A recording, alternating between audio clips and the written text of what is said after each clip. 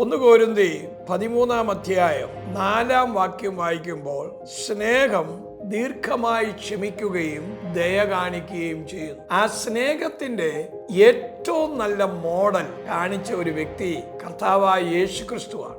യേശുവിന്റെ ശരീരം മുഴുവൻ തകർക്കപ്പെട്ടിരിക്കുമ്പോഴും തന്നെ ഉപദ്രവിച്ച ആൾക്കാർ തന്റെ അടുത്തു നിൽക്കുമ്പോഴും യേശു പിതാവിനോട് പ്രാർത്ഥിക്കുക, ഇവർ ചെയ്തത് ഇന്നതെന്നറിയാതെ ഇവരോട് ക്ഷമിക്കണമേ.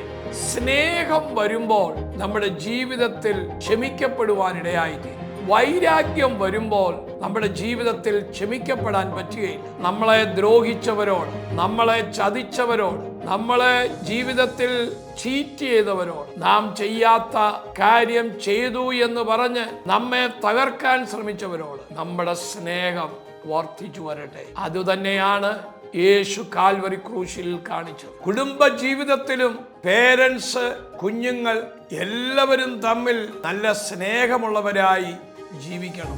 സ്നേഹമില്ലാത്തതിന്റെ പേരിൽ ആത്മഹത്യ നടക്കുന്നു. സ്നേഹം നശിക്കുമ്പോൾ ഉണ്ടാകുന്ന വാക്കുകൾ അനേകരെ തകർത്തു കളയും. നമ്മുടെ ജീവിതത്തിലെ വാക്കുകൾ കൃപയോടുകൂടിയതും ഉപ്പിനാൽ രുചി വരുത്തുന്നതുമായി മാറട്ടെ. കർത്താവ് ആമേൻ സ്നേഹം പഠിപ്പിച്ചതുപോലെ, കർത്താവ് സ്നേഹത്തിന്റെ മാതൃക കാണിച്ചതുപോലെ, കർത്താവ് കാൽവരി ക്രൂശിൽ കിടന്ന് പറഞ്ഞ വാക്കുകൾ പോലെ മറ്റുള്ളവരെ സ്നേഹിക്കുക, മറ്റുള്ളവരെ കരുതുക, മറ്റുള്ളവർക്ക് വേണ്ടി പ്രവർത്തിക്കുക, സെർവ് ചെയ്യുക. നമ്മുടെ കർത്താവ് വരാറായി. God bless U.